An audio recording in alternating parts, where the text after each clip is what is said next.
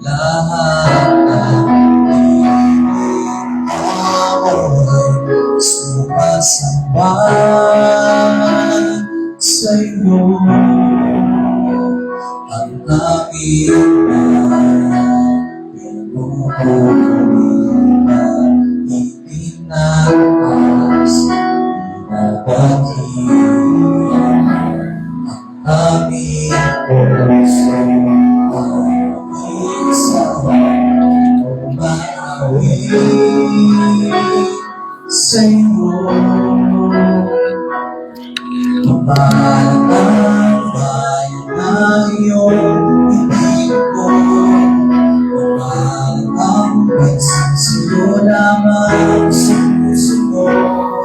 Mapalang ang manahan sa aking pagpupuri. Ikaw lang, O Diyos. Mapalang ang bayan na iyong ibinubo. Mapalang ang bansa sa'yo lamang sa puso ko. Magaling at manahan sa aking pagpupuri. Ikaw lang, O Diyos. Ikaw lang, O Diyos.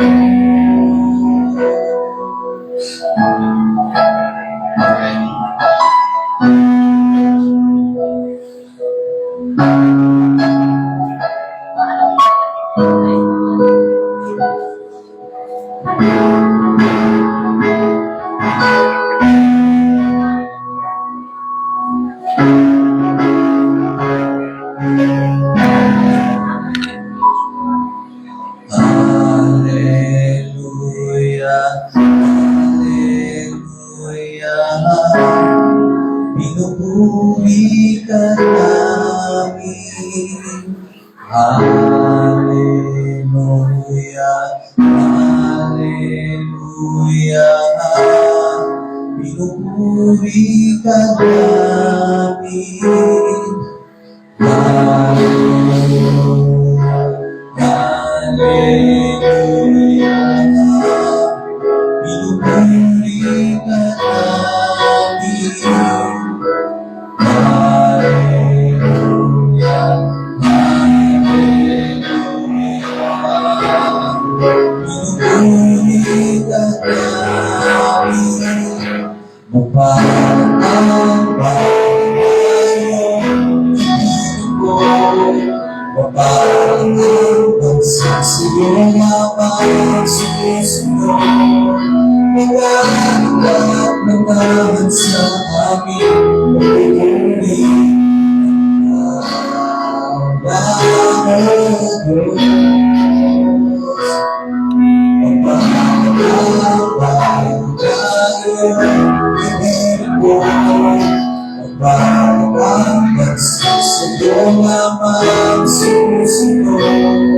Magaling at manahan sa aking pagpupuri. Ikaw lang, O Diyos. Ikaw lang, O Diyos.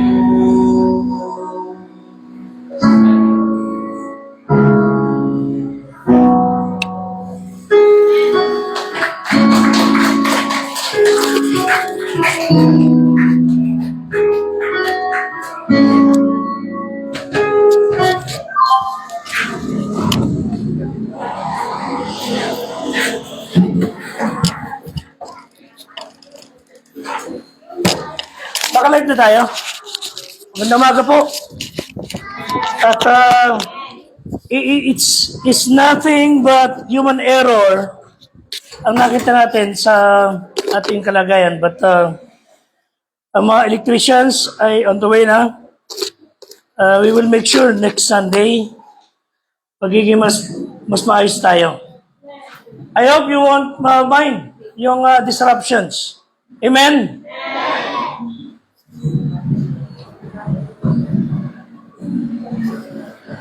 So tayo po ay magbabasa ng Bible sa Matthew chapter 25, verse 21.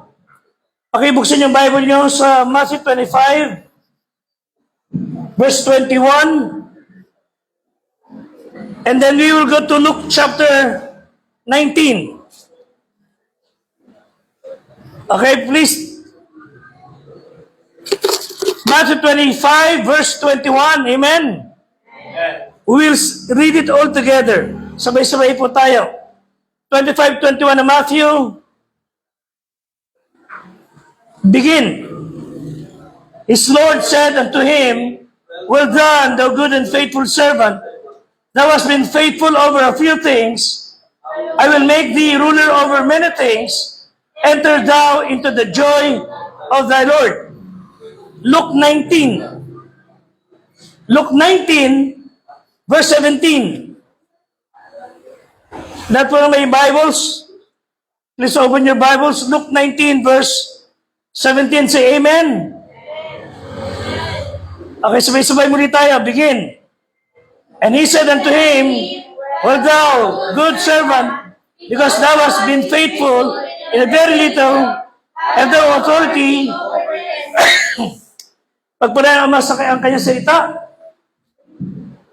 Still, ang biyaya ng Diyos ay sumatin. Sa pangalan ni Kristo ang ating tagapagligtas.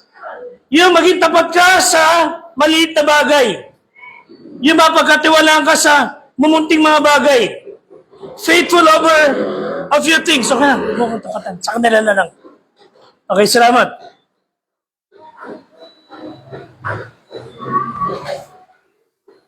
Sa sitwasyon natin, wala tayong pagtitiwalaan kundi Diyos. Sa lahat ng bagay. He is ever and forever faithful. At kung magtuturo ako ng tao sa inyo, I believe you could share any good testimony kung ano kabutihan meron ang ginawa Diyos sa inyo. So, lahat tayo, wala akong alam na tao ngayon nakasama natin na magsasabing ang Diyos hindi naging mabuti sa akin. Amen?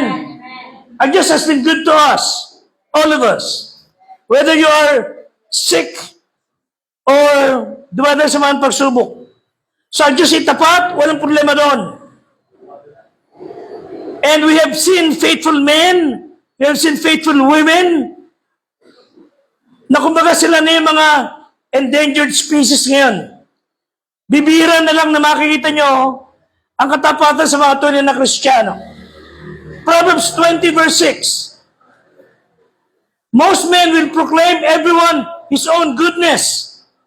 Ipapahayag ng sinumang tao, ng pangkaraniwang tao, ang kabutihan niya.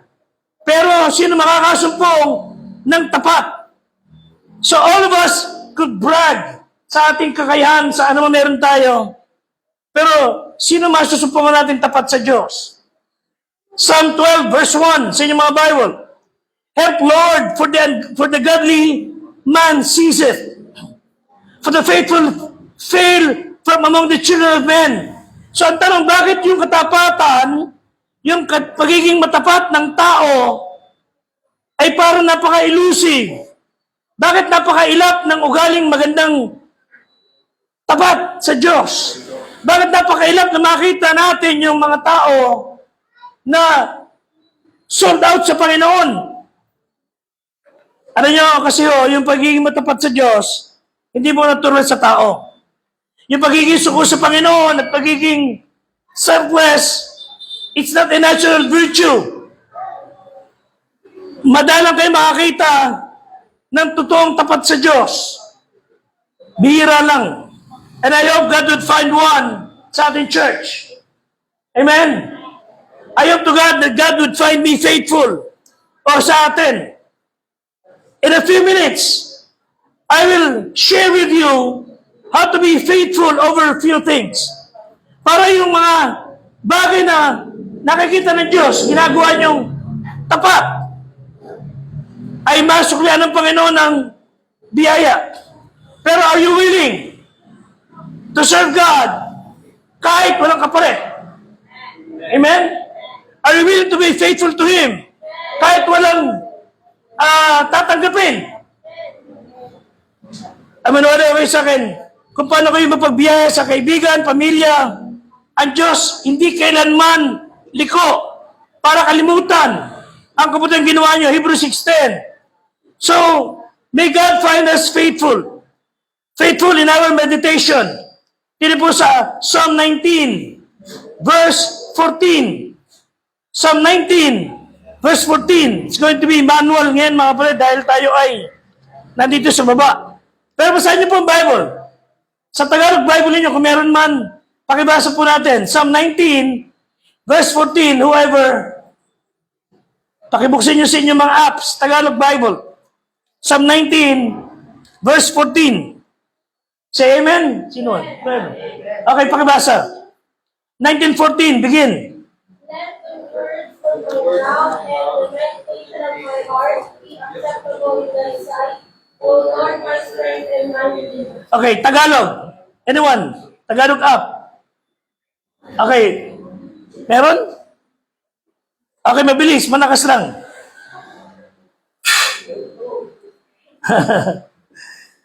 Putol yung kuryente natin, okay lang, pero daliri. Okay? Louder. Anyone? May sa Tagalog Bible. Puro King James Bible pa tayo, no? Maging ka ng kusugod nawa ang mga salita ng aking bibig at ang mga mabubulay ng aking puso sa iyong paningin. Okay, thank you. Panginoon na aking malaking pato at malaking manunubos. Amen. So we should be faithful in our meditation. Sa ating pagbubulay-bulay, pagninilay-nilay na kanyang salita. I'm speaking here of our devotional life sa Panginoon, yung how close you are sa panalangin, sa pagbabasa ng Bible. How much time do we give sa inyong tahanan, sa inyong free time, sa inyong malayang oras? What do you do? Do you have more time in browsing yung mga tablet, mga gadgets, rather than browsing the Bible app ng salita ng Diyos? So if God would see you faithful in reading the Bible, sa inyong app, sa inyong mga physical Bible, God will bless you. Church, listen, and listen well. God will bless a person, Kristiyano, na binabasa ang salita niya. And if you want to be first in your school, in your classes, read the Bible. Tatalas ang inyong isipan. Tatalas ang inyong kaalaman. But look to people na hindi nababasa ng Bible. Ang purul sa katuwiran, ang purul sa kabanalan. Huwag na makakita ng iyayabang mananakit ng kaklase. We have seen it here, di sa ating harapan. Sa harap natin, yung mga mapupurol na mga kabataan, inabangan yung isang bata, na makakita, suntok, tatakbo. Mga kapatid, hindi po suntok yun. Ganun, kasi tatakbo. That is kapurulan, mga kapatid. But if you are reading the Bible, meditating with God's Word, pag alam nyo sa bahay kaklase nyo, iiwanan nyo sila. Amen? Pag alam nyo hindi kayo tinadakay sa tamang lugar, lalayan nyo mga kaibigan nyo. You know why? Dahil pag hindi kayo lumayo sa mga yan, magiging kwento kayo mga kapatid. Mga kabataan, teenager, binaboy sa inuman. Mga kabataan, hindi marunong maghugas ng pinggan, nakapag-inuman sa kung sino-sino, tapos binaboy ng mga kainuman.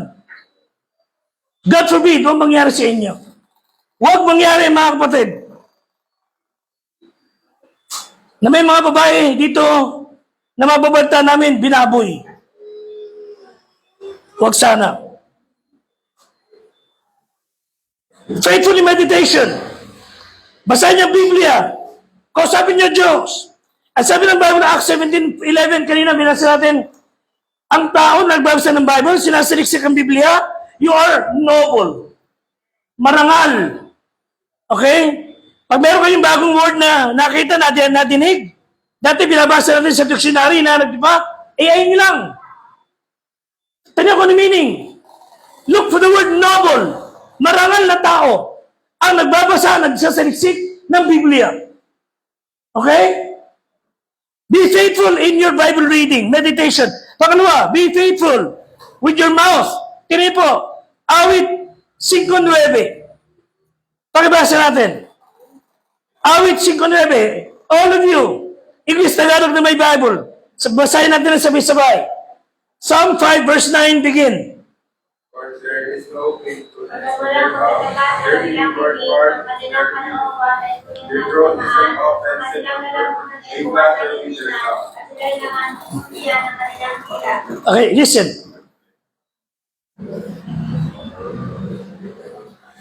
Walang pagtatapat sa kanilang mga bibig.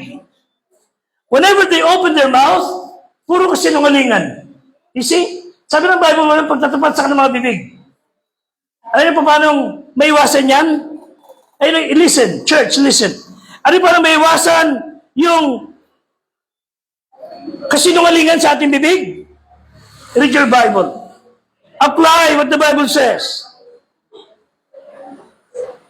Alam ko mahirap para sa marami, pero kung meron kayo hindi dapat ikaya, yung salita ng Diyos. I mean, you should not be afraid, you should be ashamed in opening your mouth with God's Word, or even reading the Bible. Okay? Sabi ng Bible, walang pagtatapat sa kanilang mga bibig. May God find us faithful sa ating mga sinasabi. Numbers 30, verse 2. Listen. Okay, basahin natin ulit. Numbers 30, verse 2. Again, basahin natin mas malakas. Numbers 30, verse 2. Amen? Begin.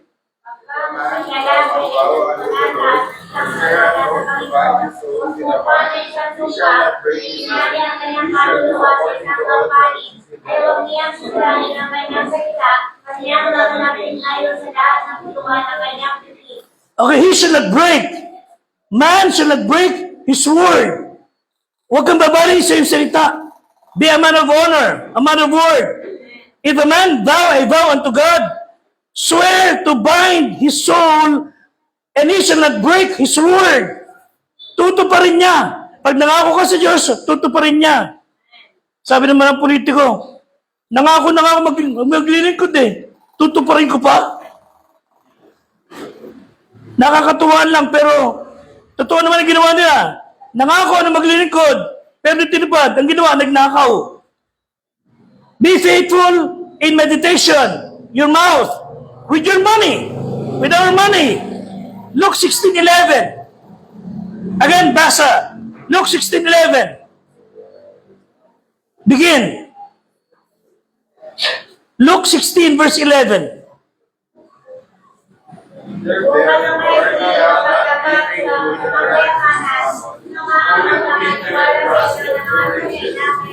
Ang nabasa nyo? Listen. Kung kayo nga ay hindi naging tapat sa masamang kayamanan, how can God trust you with heavenly riches? Kung hindi kayo nakitang tapat sa maliliit na mga bagay o masamang kayamanan, paano kayo pagtitiwalaan sa mas mabuting kayamanan?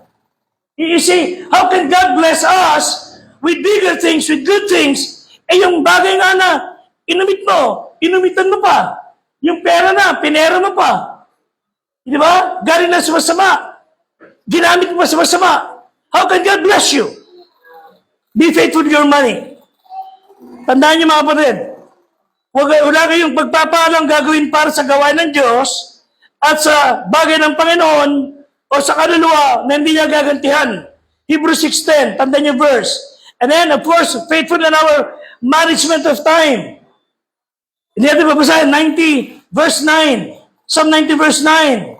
Sabi na isang quote, time is a resource that non-renewable, non-transferable. Yung oras, panahon, hindi maililipat, hindi maitatransfer. You cannot store time. You can slow it up. Pwede niyong pabagalin. Pwede yung i-hold ng konti ang time. You can divide your time. You can give it up. But you cannot recover time. Yung time na sinayang natin, hindi mo na ma-recover. When you kill time, remember, you cannot resurrection it. You will never resurrection time. Yung oras na sinayang, pinatay, wasted, cannot be recovered. Kaya ano sabi ng Bible, Ephesians 5:16, redeem the time because the days are evil. Samantalin yung panahon sapagkat ang panahon may sama. Gumawa tayo mabuti, mag-akay, gawin ang mga bagay sa Diyos. And then, unahin natin siya. Matthew 6:33. Huwag natin gawing, by the way, may mga tao, sobrang pagtitipid, okay sa kanya mga tira-tira. Sabi ng isang poem, leftovers are such humble things, but we would not serve leftover to a guest. Tama? So kung may tira mong ulam, ipinakain mo sa bisita mo, you will never do that. And yet we serve the Lord who deserve our best. Kung yung leftover food, hindi mo ibibigay sa bisita mo, and yet we give God our leftovers. Tira-tira. We give to Him leftover time. Stray minutes here and there. Leftover cash we give Him. Such few coins as we can spare. Bibira yung nagdudumali mula sa school, tutungo sa church para mag-practice. Bira yun. Galing sa trabaho, nagdudumali para magdating sa church.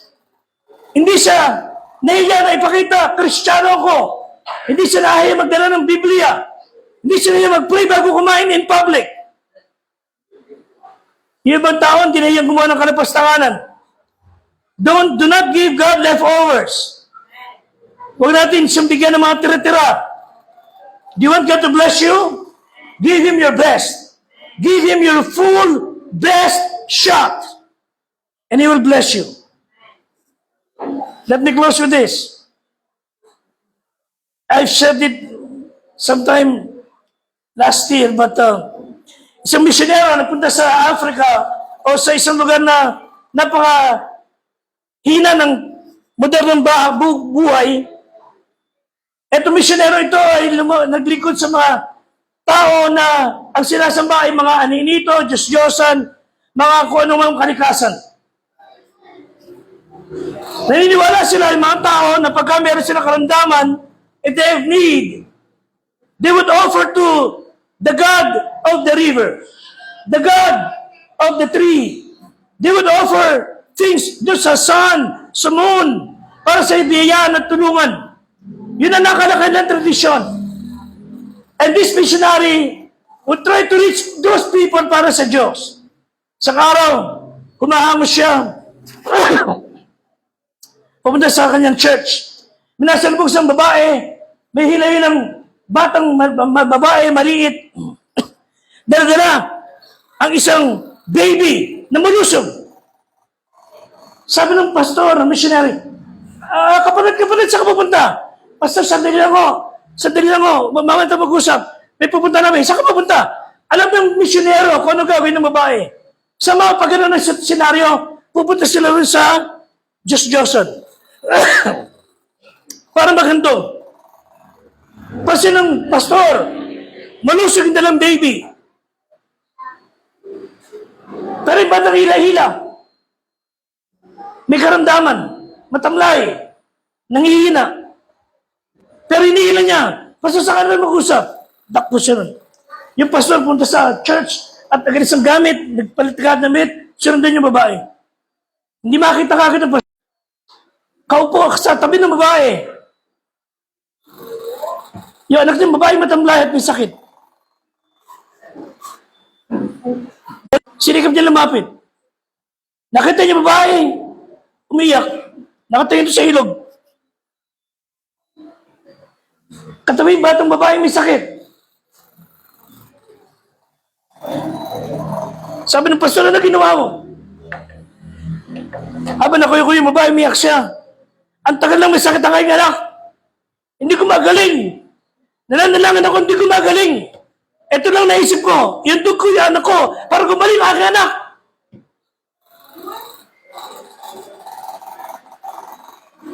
Nasyak yung pastor at nakita niya batang malusog. Ando doon sa ilog nalulunod. Hindi niya masakit, siya malakas ang agos. Sabi ng pastor, sa garit niya, sana ito na lang itinapon mo. Ba't siya malusog pa? Sana siya na lang. Bumaling ang babae at sinabi sa pastor niya, we give God our best. Hindi kami maghahandog ng pipitsugin sa aming Diyos. Yun ang nakalakay namin. We give God our best. Maling paniniwala sa ganung paraan ng pananampalataya. Ibinigay yung malusog niya anak because akala niya yun the best para pagalingan ng kanyang anak. But that's not what God is. Amen? Hindi ka ng Diyos. Nahihingi ng buhay para tuloy sa buhay. Hindi ka ng Diyos. Hindi ka ng kakulungan ng Diyos. But yung prinsipyo ng babae, we give God our best. Have we given our best sa Diyos? Have you given your best time, your best talent, your best shot? Tulungan tayo ng Panginoon. To be faithful in little things and give God your best shot. Tayo natin tumayo. Let's pray. Nakailangan tulungan mo kami.